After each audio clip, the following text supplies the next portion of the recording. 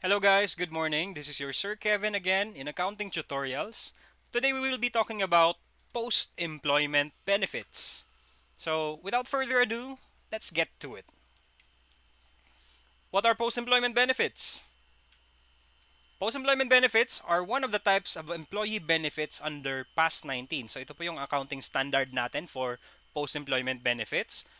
And to be more specific, they are benefits which will need to be paid after the employee has completed his or her employment. So,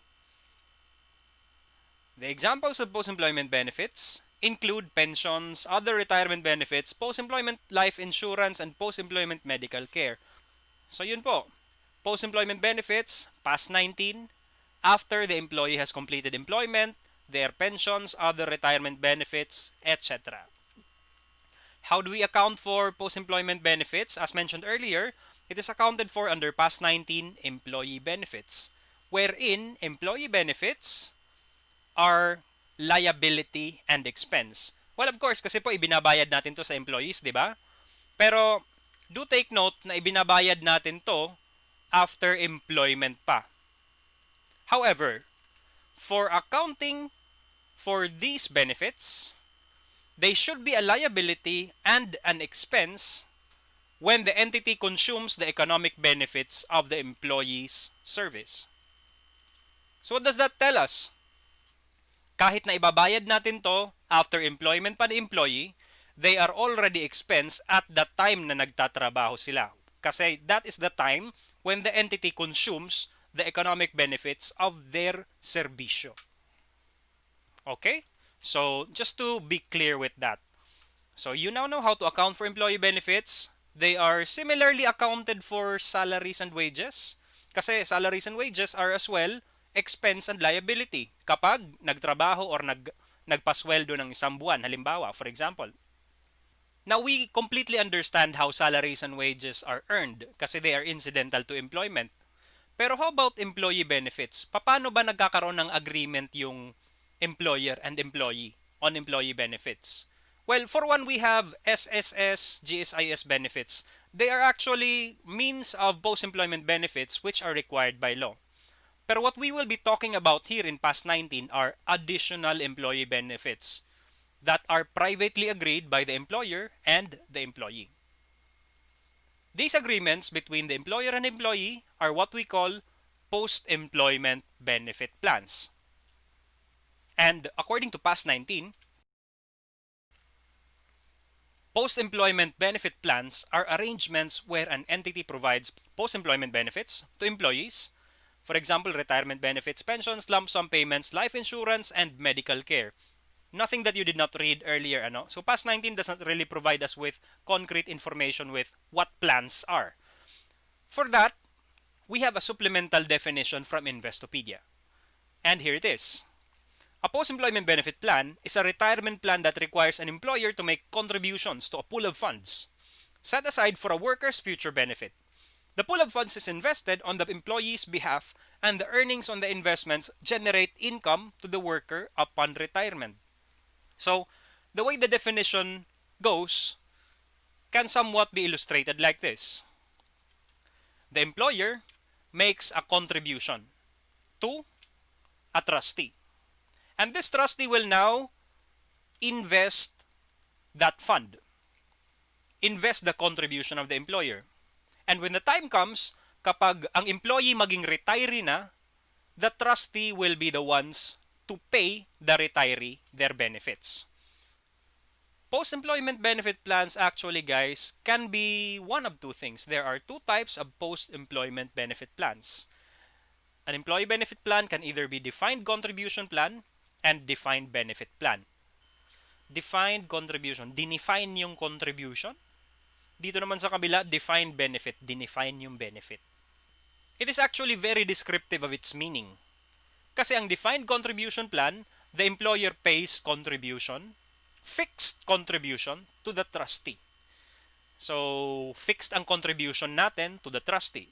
Kapag defined benefit naman, the employer agrees to pay fixed benefit to the retiree. Yung fixed dito is kung ano ang marireceive ni retiree. Now, to understand this, More concretely, defined contribution plan can be illustrated with this example. The employer agrees to invest 5,000 per month into a fund held by a trustee in order to finance the retirement benefit of an employee. So, sounds fundamental, ano? Pero what you must note here is the employee only agrees to invest 5,000 per month. The other side of the story is the amount of benefits received by the employee, yung retirement benefits niya, yung pension niya, that amount is not known to either the employer or the employee. Kasi po ano ang inagree lang natin dito? We only agreed to contribute. We did not agree that you will receive a fixed amount. Okay? So whatever amount ang ma-receive ni employee, wala nang problema sa employer doon. Kasi po ano ang inagree natin? Inagree lang natin ang amount ng contribution.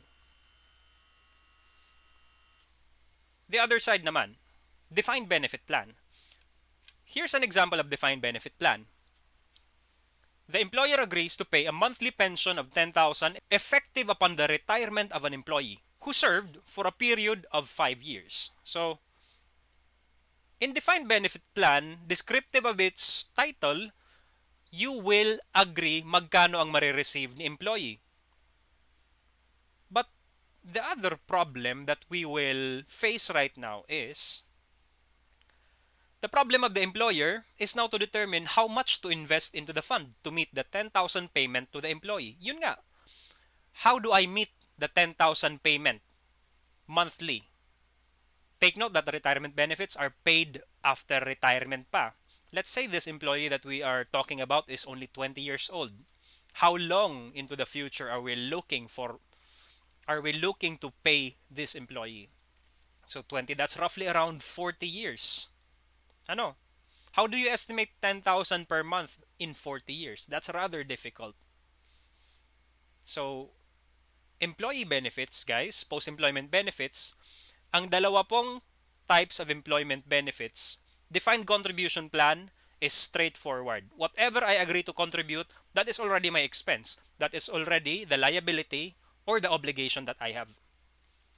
Pero sa defined benefit plan naman, because you agreed to a certain benefit, a sum of benefit, you need to determine now how much do I need to invest to meet that agreement.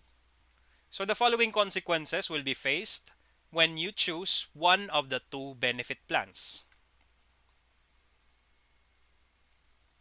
Defined contribution plan, walang problema.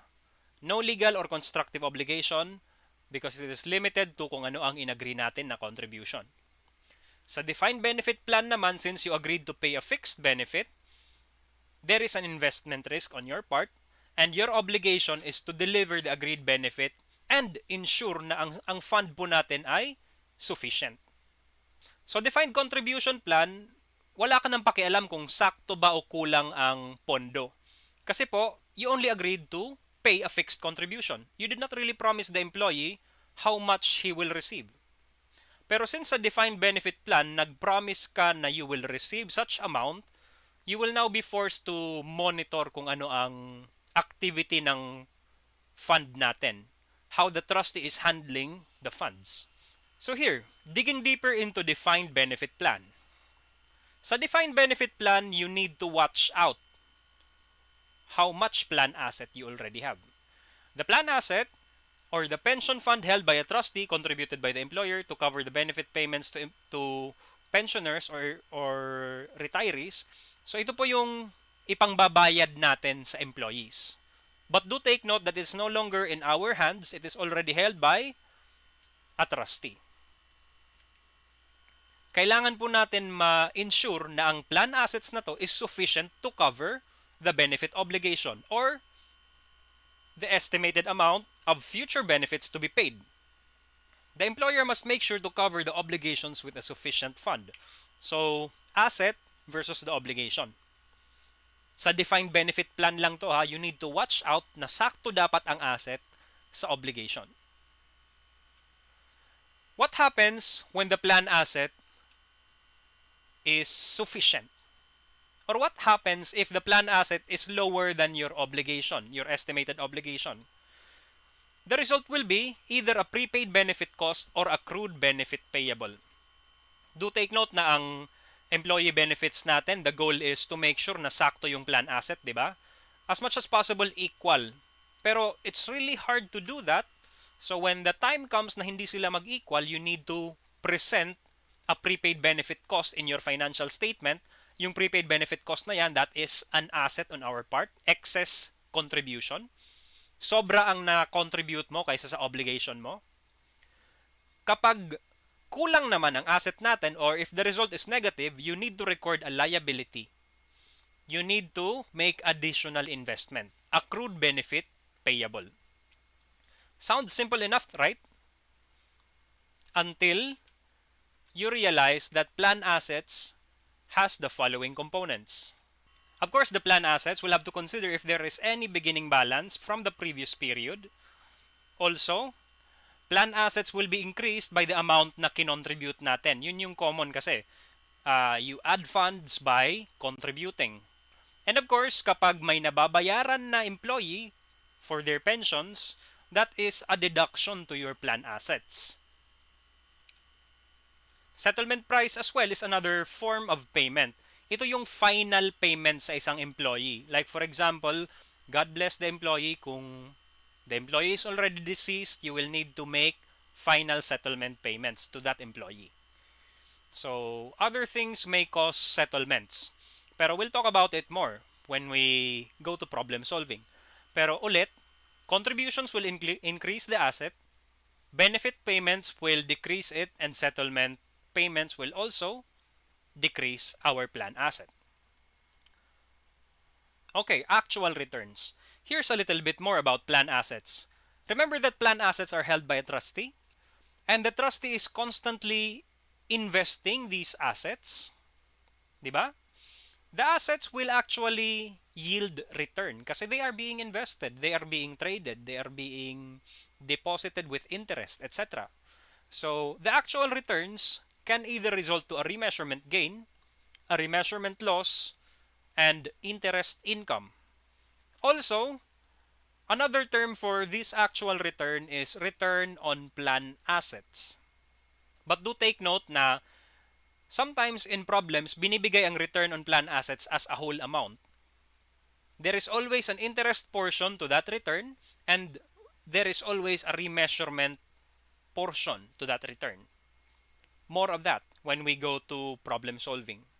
Okay, let's move on to the next important terminology. You have here benefit obligation. Yung benefit obligation po, ito yung estimated pensions na babayaran natin to employees. And as we know that post-employment benefits are actually accrued every time an employee serves the employer. So every year nagdadagdag to. You will need to make note of any beginning balance from the prior period kung meron man. And if during the year may nagserbisyo sa'yo na employees, you need to recognize that as well. Current service cost. If there is unrecorded past service costs, you need to also record that as an additional obligation. Benefit obligation is practically a long-term liability. So, it will incur interest. So, here's another component. Benefits paid. Of course, kapag nagbabayad ka sa pensioners, your obligation will be decreased by such. Present value of DBO settled. DBO is defined benefit obligation settled. Remember earlier, merong settlement price. Ang kapares ni settlement price sa plan asset is PV of DBO settled. It represents the final payment to a retiree. Maybe the employee has been deceased or natapos lang talaga yung employee benefits niya. Also, our benefit obligation may be subject to actuarial gains and actuarial losses. You must consider na mahirap i-estimate ang benefit obligation kasi po some of these are 10 years, 20 years into the future pa. There can be a lot of circumstances around estimating how much obligation we have. But luckily, such is not the job of the accountant. Yung actuarial gains and actuarial losses po is estimated by someone, a professional, we call the actuary. So expect ka na lang for actuarial gains and actuarial losses na it will be a figure na ibibigay in the problem. So plan assets minus benefit obligation, that can either be a prepaid asset or an accrued liability. So do take note na itong dalawang to, plan asset and benefit obligations, are rather difficult to estimate since they involve. So estimating them is not the job of an accountant, rather they are the job of an actuary. Sila po yung nag-estimate ng remeasurements, sila yung nag-estimate ng actuarial gains and actuarial losses. And of course, they will be working hand in hand with the trustee. Okay? So that's that. Benefit obligation, plan asset. Let's go to another important terminology that you must know. That is your employee benefit cost. Okay, employee benefits are liability and expense. Ito yung expense na portion ng employee benefits. Like all employee benefits, maintaining a defined benefit plan comes with recognition of employee benefit cost. The benefit cost includes three components under defined benefit plan: service cost, net interest, and remeasurements. Which, if I would elaborate more closely, has the following components. For service cost, you have past service cost, current service cost, settlement gain, and settlement losses. Okay, these are already familiar terminologies, right? Na-discuss natin kanina. They are actually components of your benefit obligation, yung service cost natin. Settlement gain and settlement loss, simple, that is the difference between settlement price and present value of benefit obligation settled. Net interest naman, you have here interest expense from defined benefit obligation minus interest income from plan asset. So, benefit cost din yung interest ng asset and obligation natin. Also, interest on effect of asset ceiling is part of net interest. Asset ceiling will be discussed in a special video. So yon, service cost and net interest. Service cost plus net interest, ito yung tinatawag natin na employee benefit expense. Both of them are recognized in profit or loss. Nasa income statement po. However, your third component, ito pong si remeasurement gain or loss, it is recognized in OCI. Ano yung remeasurement gain or loss? They are actuarial gains and actuarial losses na result of the activity of the trustee, na result ng changes in the benefit obligation. And for the accountant, it is not the accountant's job to estimate them actually. They are the actuary's estimates. And since they involve a hefty number of years into the future, it's not really certain kung gain or loss ba to na pwede natin ma-recognize. Which is why, ilalagay siya sa OCI. This is according to PAS 19. Si plan asset will have remeasurement gains or losses. Also, the remeasurement gains or losses of the benefit obligation will have to be considered here. And asset ceiling. A few more notes. The interest income on plan asset is simply computed as the beginning balance of plan asset multiplied by the discount rate. The interest expense on defined benefit obligation naman is DBO beginning multiplied by the discount percent. Actual return on plan asset is simply computed as in our plan asset earlier. Interest income, plan asset, plus remeasurement gain, plan asset, minus remeasurement losses ng plan asset. So, there are a lot of things in employee benefits that are mostly alien to first-time students, ano? However, I implore you to watch the next video after this one. There we will be discussing problem solving and hopefully we can apply all that I have discussed here. So, for now, ito muna. I'll see you on the next video. Bye!